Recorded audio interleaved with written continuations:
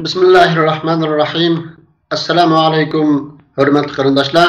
Sual və cavab namlıq proqramımızın 5-ci sani arqılıq sizlərdən yenilik görüşdük. Proqramımızın əziz mehmini Şərqi Türkistan Ulamələr Birliğinin rəisi vəkili Mahmudcan Damolla, mən riyasətçi Abdulahad Ucat. Bugünkü proqramımızda namaz oqumay roza tutqan adamның rozası qəbul bo'lamdi. İslami ölçem boyunca kiyinmeydiğen ayarlarının tutkan rozası kabul bulandı. Rozadar kişilerinin başkalarının gayretini kılışı, başkalarına eziyet verişi degandek günah masiyet işlep kalsa rozasıga daxli etemdi. Kişi özünün qaysi bir azalardan birini setiş hakkı barmı? İnsan bedenindeki azalar xalqan vaqtda satalaydigan şu insanın mülkü mü? Kişi özüdeki köz, börek degandek ikki tane var, yani bir juft a'zolardan birisini boshqalarga xohlagancha hadiya qilish shariatda joizmi degandek bir qancha savollarga javob berib o'tamiz. Hurmatli domlalar, programmamizga xush keldilar, qizg'in qarshi olamiz. Qimmatli vaqtlaringizni havola qilish uchun sizlarga rahmat aytamiz. Rahmet, Allah razı olsun. Endi programımızda birinci sual bilen başlasak, yani bu bizdeki ko'rmanlardan kelgan savollardan biri, namaz o'qimay roza tutgan odamning rozasi qabul bo'lamdi? Mushu haqida bir qisqacha tushuntirib bersalar. Euzubillahimineşşeytanirracim. Bismillahirrahmanirrahim. Elhamdülillah ve salatu ve selamu ala Resulillah. Thumma amma ba'd. Esselamu aleyküm ve rahmetullahi ve berekatuh. Allah subhanahu ve taala bütün Müslümanların ki taat ibadetlerini kabul kılsın. Hemmimizni muş ayda günahlarımız affu kılıngan, cennetke layık muş aydın çıkışqa Allah subhanahu ve taala nasip kılsın. Namaz okumaydigan, lekin Ramazan tuturgan adamning ki Ramazanı kabul bo'lmaydi degan bu savol qarta birinci alohida to'xtalishga tegishli bir nokta. Bizning dinimiz umumiy birisi-birisiga bağlangan mükemmel bir din. Bu dindeki buyruqlar bo'lsin yoki cheklangan ishlar bo'lsin, hammasidan mümin bo'lash, musulmon bo'lash suhbatimiz bilan buningdan cheklangan ishlardan yenish, buyurilgan ishlarni qilish lozim. Allah subhanahu ve taala Kur'an-ı Kerim'de اَلَّذ۪ينَ جَعَلُوا الْقُرْآنَ عِضِينَ İbn Abbas rahimahullah radıyallahu anhu muş ayetinin tefsirinde buna qanday adam dese Kur'an-ı Kerim'nin bazısı iman keltirgen, bazısı iman keltirmegen, yani Kur'an-ı Kerim'den özü yaxşı ko'rgan yerige işengen, iman keltirgen, yaxşı ko'rmagan tabiat qabul qilinmagan yerlarga işenmegenler deb. Demek biz şu çağda bu ayet kim için düşken ise şu çağdaki Mekke müşrikleri adette Kur'an-ı Kerim'in nurgı yerleri işengisi kelgen. Nurgı yerleri çoğu işengisi kelmegen. Şu sebepten bu ayet düşken. Bu ayetin ahirinde bunda kıygallarga Allah subhanahu ve teala devzak veren tehdis sağlar. Kur'an-ı Kerim'de ehli kitap Yahudi Nasaralar hakkında ulan sükep, ulan eyüplap ne mi diyen dese اَفَتُؤْمِنُونَ بِبَعْضِ الْكِتَابِ وَتَكْفُرُونَ بِبَعْضِ Sizlerge düşürülgen kitapının ki bazısıga işinip, bazısıga kafir olamsılar dep ulanı sökken, ulanı eyüplagan. Şunun için mümin musulman çuqum bu dinnin ki buyruqlarını umumyüzlük icra qilishqa tirishchanlik qilishi her bir müminnin ki mesuliyeti, mecburiyeti. Çünkü biz Kur'an-ı Kerim'de qaraydigan bolsak, adette namaz her qandaq vaqtda imandan keyin keldigan Ramazandan muhim bo'lgan ibadet. İslam'ninki 5 ruknininki ikincisi namaz. Ramazan çoğu desek dördüncüsü. Bu İslam'ın rukni desek mesela bir bina desek, bu binanın bir öy desek hatta bu öyninki ögüsü tötten bulaş lazım. Bununki birisi yok oldu deganlikning o'zi ya o'zi yok oldu ya tamning biri yok oldu degan gap. Tamning biri yok uyni alohida uy degan olmaydi. Cho'qim buningda bir kamchilik bor, ya'ni mukammal uy degan bo'lmaydigan bir holatki uyni nima deymiz, tam yo'q bo'lsa, uy degan olmaydi. Xuddi shuningdek, mush 5 asosninki qaysi birini tashlagan odam mayli qasdlik bilan bo'lsin, mayli sahvallik bilan bo'lsin, cho'qim bu odamninki iymonda ig'ir bir kamchilik va ig'ir bir xatolik bor deganlik. Xususan la ilaha illalloh Muhammad Rasululloh birinchi asos u zot joyida bo'lmasa inson iymondan chiqargan ish. Namoz haqida so'z desak, namoz haqida bu payg'ambarimiz sollallohu alayhi vasallamdan odatda namoz bilan mu'min bilan kofirni o'tirib namozni o'qish yoki o'qimaslik degan mushunda namoz o'qigan odamni musulmon deymiz, namoz o'qigan odamni kofir deymiz degan. Shuning uchun olimlarimiz bu namoz o'qimagan odam odatda dindan chiqargan kofirmi yoki bu ma'lum islomdagi alohida talab qilingan ishlardan birini tashlagan amal tarafdan kofir demdik. Buni deganda talash tortish qiladi, lekin buni o'zi bizga nimani tushuntirdi desa, bu namozning ne kadar muhimligini tushuntirdi. Allah subhanahu va taolo Qur'oni Karimda necha oyatda bu namoz o'qimaganlarninki dovzaxga kirdiganligini alohida bayon qilgan. Shu oyatlarning biri ma salakakum fi saqar qalu lam nakum minal musallin. Qiyomat kuni dovzaxga kirgan kishilardan sizlar bu nima sababdan bu dovzaxga kirib qoldinglar? Nima sababdan jahannamga kirib qoldinglar? Deyilgan vaqtda bular nima deb javob berdi desa, lam nakum minal musallin. Biz namoz o'qimoqchikanmiz deb javob berdi. Sur Maryamdagi yana bir oyatda فَخَلَفَ مِنْ بَعْدِهِمْ خَلْفٌ أَضَاعُوا الصَّلَاةَ وَاتَّبَعُوا الشَّهَوَاتِ فَسَوْفَ يَلْقَوْنَ غَيًّا. Bu burunqi yaxshi odamlardan keyin, islom uchun esilib maqan odamlardan keyin bir qism odamlar keldi, keyin kelganlar, bular nima ish qildi desa, أَضَاعُوا الصَّلَاةَ. Bular namozni zoya qilib o'tdi. Namozni o'qimadi, o'zining havoyi havas shahvatlariga ergashdi. Mana bu namoz o'qimagan shahvatlarga ergashganlar dovzaxga kirdi deb mush oyatni shundoq bayon qildi. Shundoq hukm qildi. Shuning uchun bu namoz islomningki eng muhim rukni. Biz har qanday bir musulmonni, Ramazon tuturgan bir musulmonni cho'qim namozni o'qishga targ'ib qilishimiz, namozni o'qimasangiz qat'iy bo'lmaydi. Bu namoz o'qimaslik ig'ir jinoyat deb bunga namozning ne kadar muhimligini tushuntirish har bir ahlirimning mas'uliyati va shundaqli musulmonlikning majburiyati. Lekin bu Ramazon qabul bo'lamdi ya bo'lmamdi degan masala qarta Allah subhanahu va taolo hech qanday bir amalninki qabul bo'ldigan bo'lmaydiganligini bizga alohida xabar qilmadi, uqtirmadi. Hech qanday banda o'zining qilgan amallari Allohning dargohida qabul bo'ldimi yoki bo'lmadimi bunu aniq bilmaydi. Shuning uchun bir Ramazon tutgan bir musulmonni sen Ramazon tutgandan keyin namoz o'qimasang, sening Ramazoning qabul emas, Ramazon tutganining foydasi yo'q deyish bu xato. Shariat buni cheklaydi. Chunki hech qanday odam bundan xabarsiz. Shuning uchun u odamga deyiladigan so'z nima desa, sening tutgan Ramazoning bir toat bo'lgan bo'lsa, Allohning buyrug'ini ijro qilish bo'lsa, namozni o'qimasligin so'ng bir jinoyat. Balkim kufrga eng yaqin bo'lgan bir jinoyat. Ramazon haqida bu namozni o'qishigan bunda tahdid kelmagan. Ramazon tutmay qolsa, manda bo'ldi deb bu islomdan chiqardigan yo kofir bo'ldigan mandaq tahdid Ramazonda yo'q. Shuning uchun har bir musulmon, Ramazon tutgan musulmon namozni o'qishi lozim. Namozni o'qigani Ramazonni tutish lozim. Bu yerda biz Alloh subhanahu va taolodan Ramazon tutib namoz o'qiganmagan odamga hidoyat talab qilamiz. Darhol u odam to'g'ri yo'l qaytib namozni o'qish lozim. Yana bir oyatda Alloh subhanahu va taolo va akharuna i'tarafu bi dhunubihim khalatu amalan salihan va akhara sayyi'a asallahu an yatuba alayhim.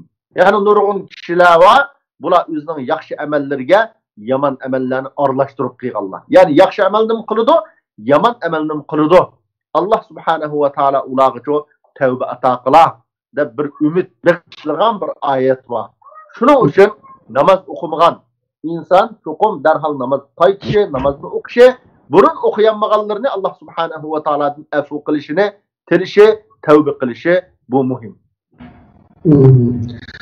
Rahmat, Allah razı olsun.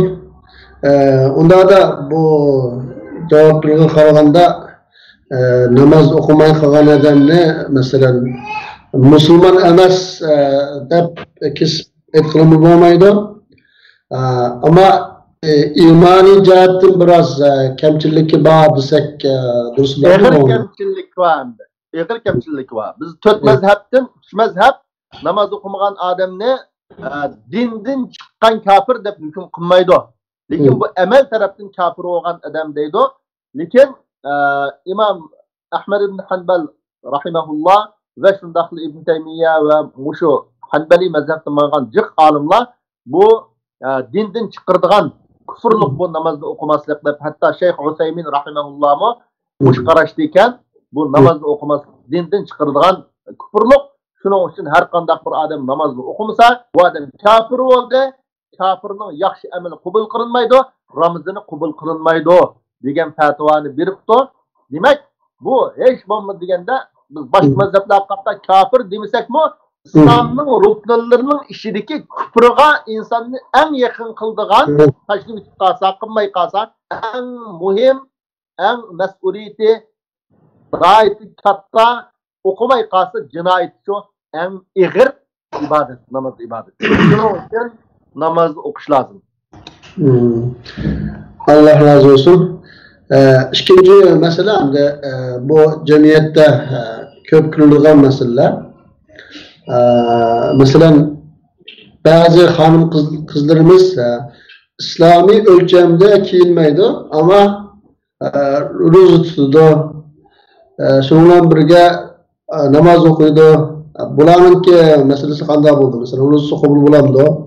Bununki İslami ölçemde giyinmaganligi sababidan bularninki rozasiga daxli yetamdi, yani qabul bo'lmaslik ehtimoli bormi?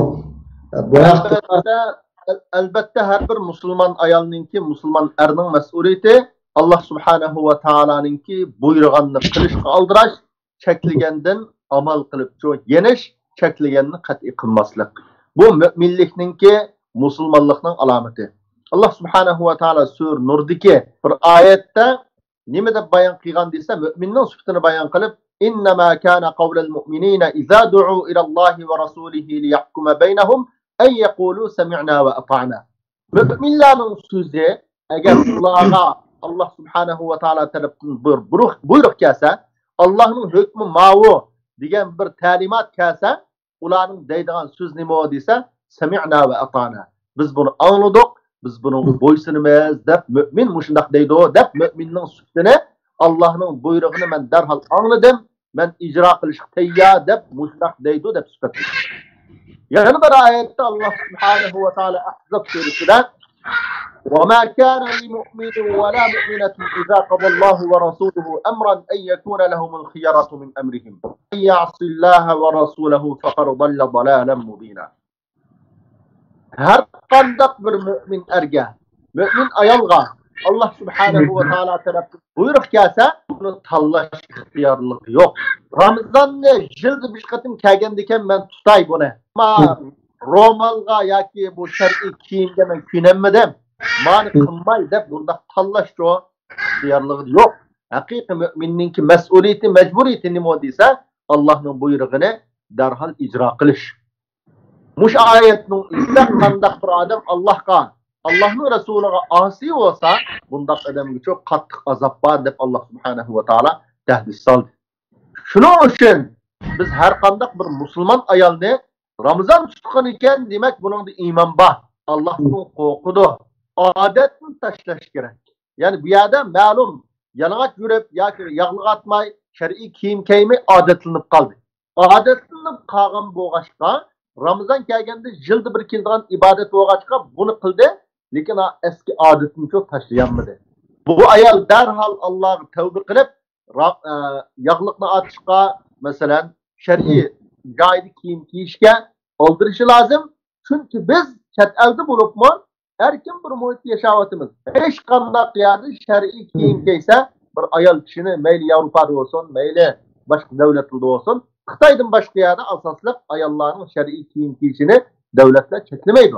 Unda bo'lgandan keyin hech qanday o'zri yo'q, bana yo'q. Allah yana bir oyatda nima degan desa, mushaqda ولا تبرجنا تبرج الجاهلية الأولى وأقمنا الصلاة وآتينا الزكاة وأطعنا الله ورسوله. Xuddi mush bugungi bir qism ashunda yalang'och yuradigan, lekin ya namoz o'qiydigan, ya Ramazon tutadigan o'shunda ayollar qart kelgandek bu oyat mo'min ayollar jahiliyet ayollari, ya'ni islomdan ilgirki ayollar qalaymiqan yalang bedenlerini echib qo'ydigan aşındak kiyimlerini giygandek sizlar undaq kiyimni giymanglar. Yani sizlar kiyiminglar joyida bo'lsin. Buni nimadan da qachon da'vatdir desa, namoz o'qinglar deyishdan burun da'vatdir. Wa la tabarrajna tabarrujal jahiliyatul ula wa aqimna as-salah. Yani sizlar kiyiminglar ravus shariatga uygun bo'lsin. Shariatga uygun kiyimni giygandan keyin ondan namoz o'qinglar. Zakatni beringlar. Allah'ın Resulüga boysuninglar deb bu oyat shu. Allah subhanahu wa ta'ala Ahzab suresindeki ayet bu mu? Bu ayette alahid mümin ayallarını yanına kiyim kiyiştin. Ya ki bedenlerinin malum yerlerini içip koyduğun kiyimlerini kiyiştin. Allah subhanahu wa ta'ala alahide çekligen. Şunun için her bir mümin ayal derhal tevbe kılıp kiyimini caydı kiyiş lazım. Yukarıda diyendek, lekin ben kiyim giygen diken Ramazan'ın kubul bulmaydı iken, dep Ramazan'ın taşlaşkı bulmaydı. Ramazan taat ibadet bu ayrım. Eğer Ramazan tutup yağlık atmagan bolsa ya ki bedenini uçup koygan bolsa bu ayrım bir cinayet günah. Aha, inşallah Allah'tan ümit kılımız ki Allah Ramazan'a mükafatlaşını ve hatalığını efu kılışını ümit kılımız. Lekin Allah cezalıysa cezalaydı. Günah-ı kebira. Son günahının biri bu ayalının ki şer'i kiyim keymey yürüyüşünün üzeri çoğun günahlarının biri tövbe kılışına ihtiyaclık. Demek yani bunlar kiyim kechakni İslami ölçemdeki iş amallarning qabul bo'lishi va shunda intayin muhim. Bu endi ba'zi bir xil ayollardan biz anglagan vatanda chet elda maktabda o'qiyotibman. Ba'zi xonim qizlarim kirishib qolgan vaqtda buni angladik. Men masalan chechim uchiq qolgan bilan kiyimim İslamiy ölçemge uygun bo'lmagan bilan namoz o'qiyman, ro'za tutaman, qalbim pok, qalbimdagini Alloh bildi. Bu siz bo'lmagan qarab bunday qilaqi namozingiz qabul bo'lmaydi, bu demaysiz deydi. Shunday ahvollar bor. Bularga yana nima deb javob berish kerak? Yani şu kalbini bilgen Allah subhanahu wa ta'ala şu ayalın nimdide siz kiyiminizin joyida kiying dedi. Yani şer'i kiyim kiying. ولا يبدين زينتهن إلا ما ظهر منها قل للمؤمنات يغضضن من أبصارهن ويحفظن فروجهن ولا يبدين زينتهن إلا ما ظهر منها. Muş ayetinin üzerinde bütün mümin ayalları dep koysa Muhammed sallallahu aleyhi ve sellem. Bula yüzündeki evlatlarını saklısın, gözlerini haramdan yıksın, yüzünün zinetlerini yani yüzüge halal boğan kişilerge etişki ruhsat kılıngan zinetlerini yani bedenlerini yüzünün boyanlarını, başlarını başkalarına çok kat'i göstermişsin, o aşkarlamışsın dedi. Aş kalbini bilgen Allah subhanahu wa ta'ala eğer kalbini bilgen bilen boldu kıldırgan bolsa ma ayet çok buyurmaydı. Şuna için kalbimdekini Allah bildi deyişinin üze imandaki eğer bir mesele bir yerde. Şu kalbini nimenin bağlılığını bilgen Allah yüzünün kitabı da Kur'an-ı Kerim'de çok ayallarını siz cahidikine cahiliyet ayallarda yalanlaşılmaman ve şundaklı Allah çekilgen yerlerinizi aşkarlaman, zinetlerinizin çoğu aşkarlaman deb buyurdu. Onda boğandın keyin şukun bu ayal kalbimdekini Allah bildi degenden keyin bu ayalının aşkar yürüş duruşunu hazırlık ehvalını Allah bilip durdu, körep durdu. Şunun için Kur'an-ı Kerim'deki buyrukka emel kılışı bu akli, hiyali, yüzünün hatalığını aklaştığın ibaret bu selbi ideya fikrini derhal taşlap Allah subhanahu ve ta'ala'a tevbe kılış lazım. Allah razı olsun tamam. Yani ikinci sualımıza gelsek, yani bu şu ahlak bilen Ramazan'la alakadar mesela. Buzda kişilerin dinamda bazı vakitlarda başkalarının gayretini kılıp saldırgan ahvallar yüzünü kalıdı. Veya ki başka günah mesele işlep kılış ahvallığını buldu bazı insanlarda. Bunda kişilerinki ruzusuga bu kılgan gayret o bu dahli kılan doyunu ruzununki kubul olmaz ihtimali var mı? Bu hakta bir kıskaça çözüm mesela. Bu roza deganlik buningki shar'iy, yani bütün insanlar biladigan ro'zaning buzilishga sabab bo'ladigan uch ish bor. Buning tabiiy holda u uch ish, yeyish, ichish, ayollar bilan bo'lgan munosabat. Bu ro'zani tubdan yo'q chiqardi. Ya'ni tubdan baka yutdi. Lekin tubdan baka qilmagan bilan buning ajrini, mukofotini kamiltib yutadigan, hatto tehi qabul qilmaslikni elib berish ehtimolli bo'lgan nurg'un gunoh ma'siyat jinoyatlar bor. Shuning uchun payg'ambarimiz sollallohu alayhi vasallam hadis sharifda nima degan desa, "Man lam yada' qawla az-zuri wal 'amala bihi falaysa lillahi haja fi an yada'a ta'amahu wa sharabahu." Qandaq bir odam zur degan so'zni yolg'on so'z. Yolg'on so'z qilishni tashlamasa, bu batıl, hata sözünün hemmisi kirdimde. Yani hata sözünün, yalgan sözünün hemmisi bu sözünün içine kirdi. Yalgan söz kılışını, hata söz kılışını taşlamasa ve bu hata sözünün takazzası boyunca iş hareket kılışını taşlamasa, bundak adamınki yemige içmegeni taşlışıga Allah'ın hiç kandak ihtiyacı yok diye Allah bunda adamın emelini çok kubul kılmaydı o. Yani bir hadiste رب صائم ليس له من صيامه إلا الجوع والعطش. Nurgun adamlar Ramazan tuturu. Bu adamların tutar Ramazan'dan bu adam kaldığan nas nima o desa, fakat aç qilish bilan susuz qilish deb tasvirlagan. Shuning uchun har qanday bir gunoh ma'siyat, g'ayvat bo'lsin yoki boshqa har qanday gunoh ma'siyat bo'lsin, chuqur bu gunoh ma'siyat Ramazanning savobini azaltib turib, kamiltib turib. Buzamda buzmamdı. Hoş. Ruzunu buzamda buzmamdı mesela yani buzmusunu. Ya rozani buzuru İmam Ahmed rahimahullah'ın bir sözü varken g'ayvat qilish Ramazanni buzamdi desa, agar g'ayvat qilish Ramazanni buzdigan bo'lsa, ma sahha sawmu ahad. Hech qanday bir odamning Ramazanni durust bo'lmay qilishi mumkin-da. Chunki bu g'ayvat degan tildan chiqargan narsa bo'lg'achqa, buningga jiq adam chiqaradigan bir jinoyat endi bu. Jiq adam chiqaradigan bir xatolik. Buning jinoyati, gunohi nihoyat ig'ir. Lekin bir odam men g'ayvat qilgan ekan, Ramazonim buzilib ketibdi deb kirib suv ichgan tursa, tamoq yegan tursa, buzilib ketadi. Aniq buzilib ketishi, darhol g'ayvat qilgan bo'lsa, tavba qilish lozim. İbn Hazm az-Zahiri rahimahullah qanday gunohni qilsa bu shariatda cheklangan, bunun bilan Ramazon buzildi deb shuning qatidan yolg'onchilik, g'ayvat masalan, bu shuning qatiga kirgizib tutgan İbn Hazm rahimahullah hadisda, chunki payg'ambarimiz laysa lahu min siyamihi deb hukm qildi. Zahiriz qolsa qanday? Zahiriz qolsa shu hamda. Buni hech qanday zodi boshqa nima yo'q hamda. Shuning uchun bu shunaqa hadislarni chuqur boshqa hadislar bilan jo'qlab tushunish kerak dinimizni. Jo'qlab tushunmagan vaqtda hadisning shunday oshkor ma'nosini qarsak, shu Ibn Hazm rahimahulloh tushungandek ahvol kelib chiqadi. Shuning uchun xususan boshqalarga zulm qilish, boshqalarning haqqiga tajovuz qilish bu ig'ir musibat, ig'ir gunohlar. Nurg'un olimlarimiz inson Ramazan tutgan vaqtda Allah bilan o'zi o'tirisidagi gunohlar bo'lsa, buni Alloh subhanahu va taolo inshaalloh afv qiladi.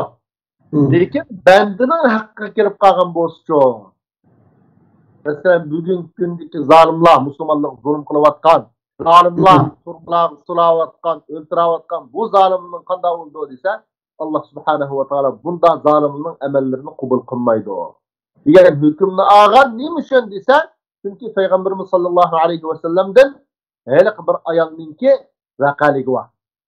Yani özüne ait yaxşı ayal, lekin özünün qo'shnisiga azar yetkizadi. Qo'shnisiga zulm qiladi degan vaqtda Peygamberimiz o ayal dozaqda deb hukm qildi. Yani bir mushukni sulab qo'ygan. Mushukni sulab qo'yganlik sababdan mushukning ulab qolishiga sabab bo'lgan ayolni nima degan desa, o ayolni dozaqda. Chunki o ayol mushukni qo'yayotgan bo'lsa, bu mushuk hech bo'lmaydi deganda zamindagi uni buni yeb, qurtulni yeb hayot qoladi deb hukm qilgan. Demak, nurg'unlagan musulmonni sulugan, o'ltagan bundaq zolimninki, chunki bu banda bilan banda o'tirisidagi haq bo'lg'achqa, cho'qim shu zulm qilingan kishilar afu qilmasa, Alloh subhanahu va taolo bundaq odamninki amallarini qabul qilmaydi degan olimlarimiz. Shuning uchun bizning qatimizda shu hozir masalan iqtisodni yeb oldigan, pulni yutadigan, pulni elib bermaydigan, mushundaq ig'ir jinoyat, ig'ir musibatlar bor. Bundaq kishining haqqiga, bandaning haqqiga tajovuz qilgan insonlar alohida tavba qilish lozim. Bundaq insonninki qilgan amali qabul qilinmaslik ehtimolligi kuchli. Shuning uchun hatto qabul qilingan taqdirda qiyomat kuni zulm mazlumga berildi bu mukofotni, savobi. Mazlumga zulm qilingan odamga ma odamdan cho berib, bu odamning gunohini aning yadini orttirgan ish bor. Shuning uchun bundaq zulmdan her qandaq bir mümin musulmoncha alohida yiroq turishi, mush ayda bunu zulm qilgan shaxslar bo'lsa, bulardan kechirim so'rab, afu so'rab, bularninki mush dunyoda halolligini elish lozim. Ya'ni afusini qaysi shaklda bo'lsa elishi bu zarur. Allah razı olsun. Endi yani bir sualimizni kelsak tamamlam. Hammamizga ma'lum, yaqindan beri hamda har xil sabablar tufayli, xususan moddiy qiyinchilik sababidan ba'zi kishilar o'zining a'zolaridan birini satishdan chiqadigan ahvollar yuz berishga boshladi. Bu 2-3 aslında e'lon chiqib qoldi. Bunga qarata islomning hukmi nima?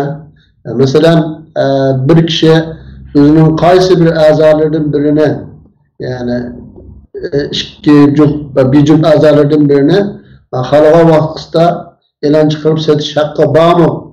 Islom bunga shunday bir haqni berganmi? Bu shuningdek shunday sota oladigan insonning badindagi a'zolarni bu inson qachon setishni xohlasa sota oladigan uni bir xususiy mulkimi? Bu haqda bir qisqacha tushuntirib bersalar. Allah subhanahu wa ta'ala Kur'an-ı Kerim'de muşu insanınki ne kadar ulug, ne kadar hürmet sazaver bir mahluk ekanligini bayan kılıp İsra suresinde وَلَقَدْ كَرَّمْنَا بَنِي Adem. Biz Adem ballarını nayet hürmet kılıp yarattık. Hürmetleş tegişlik muşnak güzel kılıp yarattık diye. Yani bir ayette bu insanınki a'zoları bu insonning mulkimi yoki kimning mulki deganni bayon qilib, qul man yarzuqukum minas samai wal ard, minas samawati wal ard, amman yamliku as-sam'a wal absar.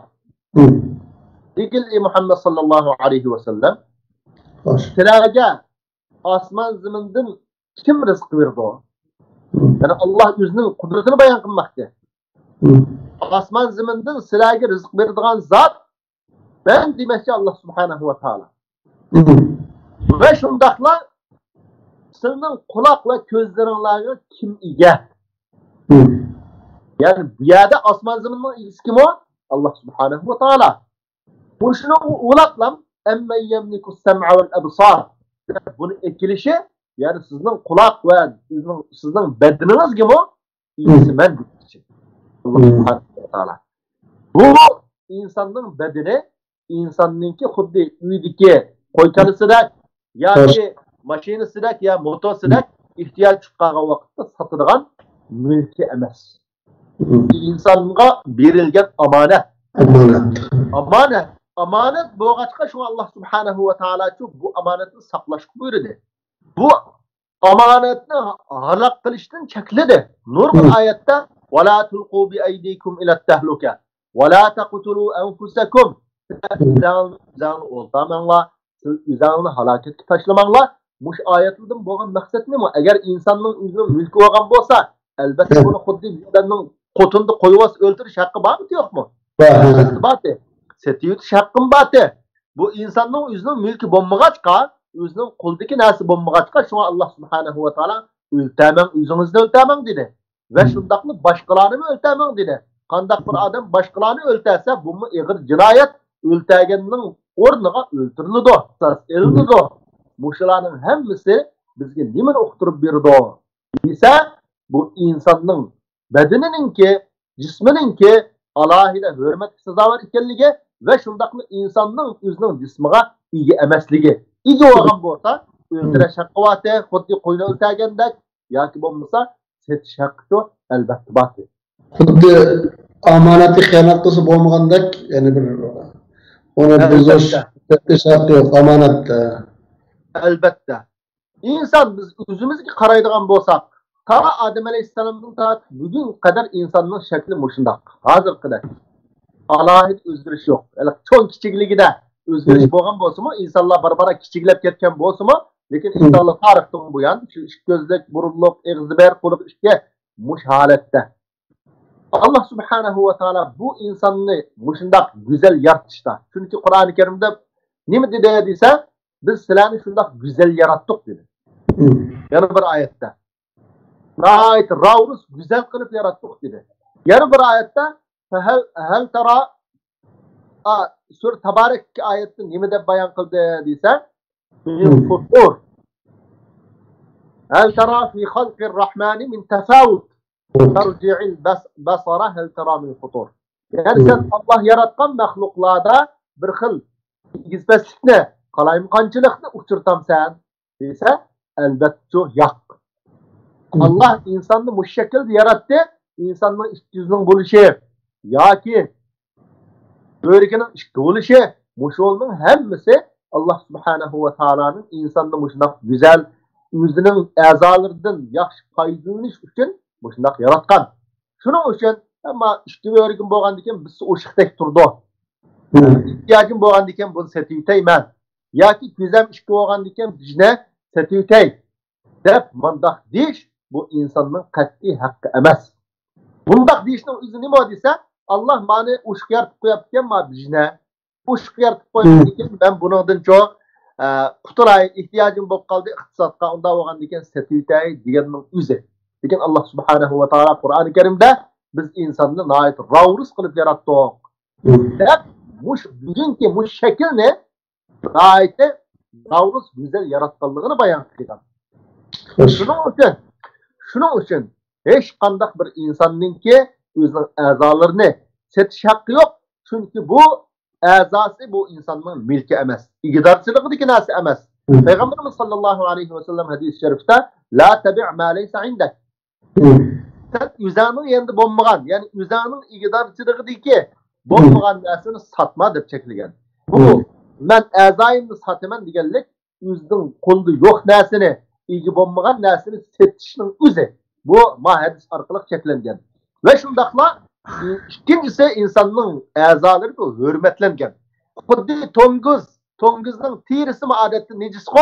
Neymiş için naiti bek necis oğanlık için. Allah aşına haram kıyganlık için tongusunun tirisi mi necis faydalanğın olmaydı.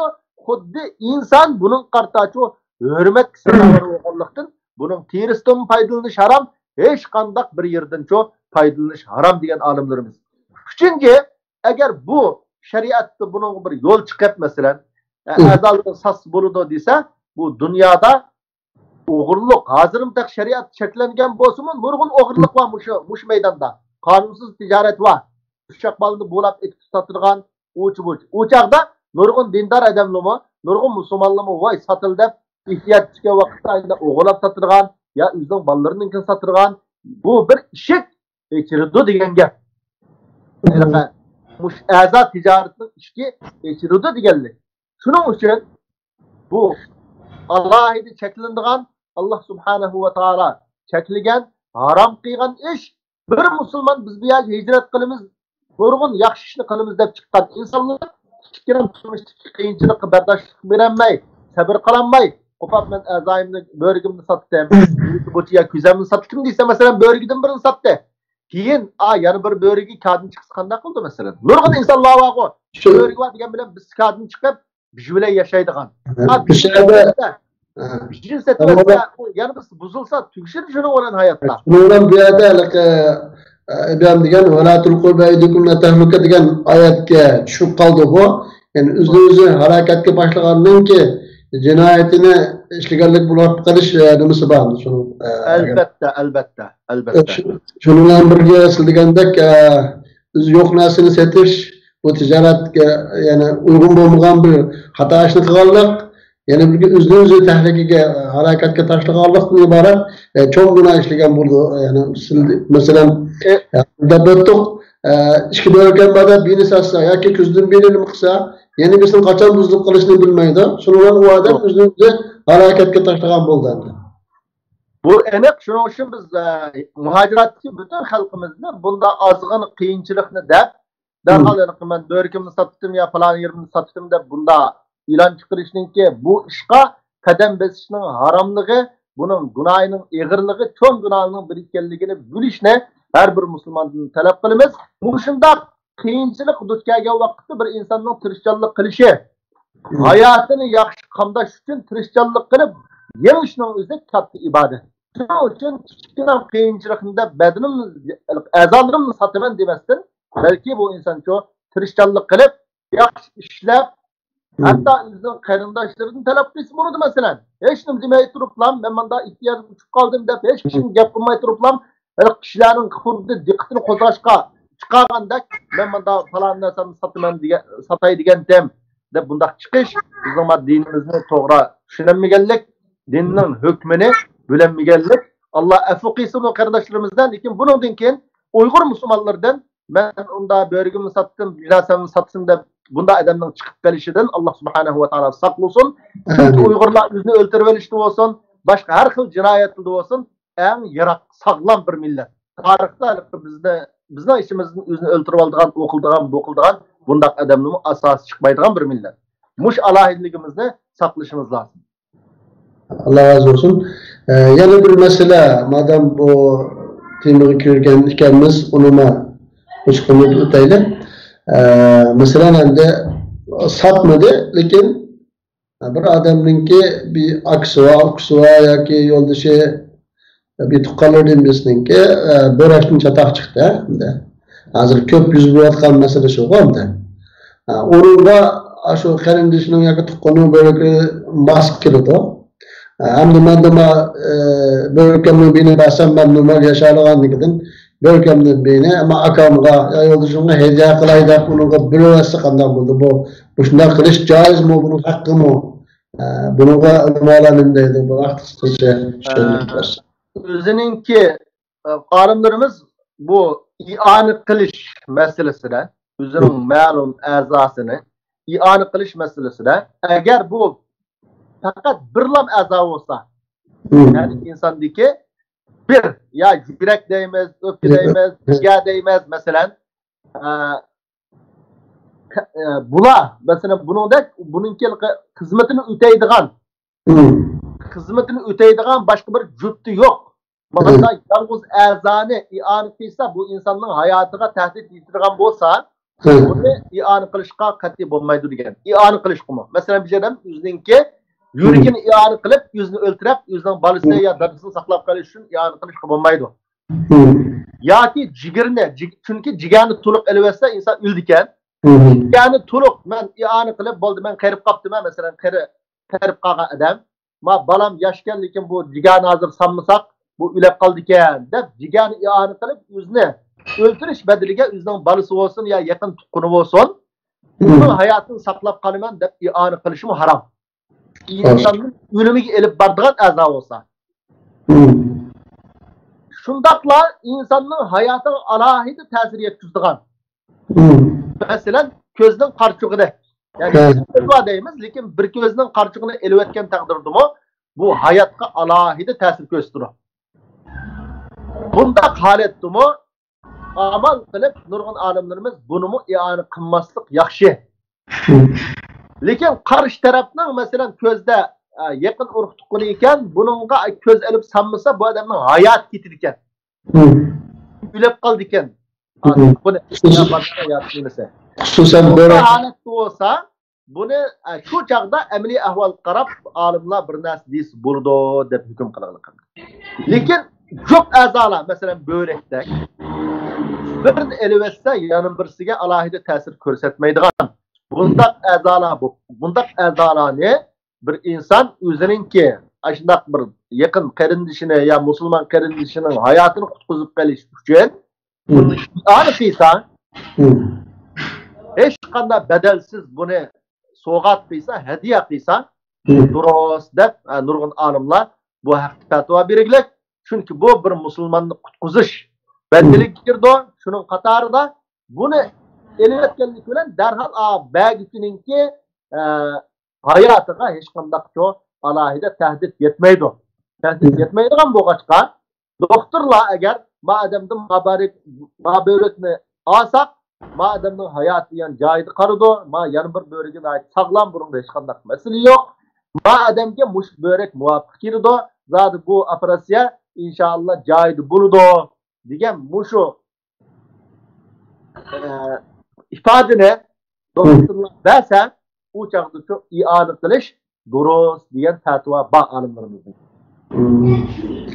Allah razı olsun. Yeni bir mesele anladım. Şunun alakadar hazır aklıma geldi. Mesela bir adam hayat vaktiste ben öyle kaldım ki bunun azalarımını organ bağışkıtkan idareler bağmadı. Doktor Kallaba. Şöyle hediye kılıp ona ihanet kılma. Ben öyle madem ölgendim ki ben ölümem bilen başkalar hayat geçirisi deb mushunda qiz qanday oldi buning hukmini? İ'ona qilishga vasiyat qilgan bo'lsa, ashi adam o'zi i'ona qilish durust deb fatvo berganlik, lekin bu odamning o'lganligi cho'qim aniq ta'kidlangan vaqtda. Shu doktorlar zade bu odamning mingisi harakatdan cho'qim to'xtadi. Masalan, zade bu asliga qat'iy qaytmaydi deb buni birmush talash tartish bor olimlarimizning qatorida. Hatto doktorlarning qatorida talash tartish bor masala ekan. Agar doktorlar zot bu odamning hayotga qaytmaydi, o'lgan deb rasmiy o'lganligi ta'kidlansa, inson shuna vasiyat qilgan bo'lsa, buniki darhol yo'tkab ma'lum a'zosini boshqa bir odamning hayotini qutqizib qolishga ishlatsa durust degan fatvoni Islom birlik fatvo hay'ati buni berdi. Türkiye'de mücik teşvikat var bu doğruluk. Köye buluştuğu mümkün. Lekin setish degan yerga qat'iy kirmaslik lozim endi. O'lib qolgandan keyin bu setish haqqi yo'q. Hayot vaqtida setish haqqi yo'q. Bu insonning jismi haqninki mashinasidek, mashina saymonlaridek xohlaganini sotilgan narsa emas. Bunga alohida diqqat qilish lozim. Maşallah. Allah razı olsun da valla. Allah razı olsun. Vaqtidan chiqib programga qatnashib berdilar.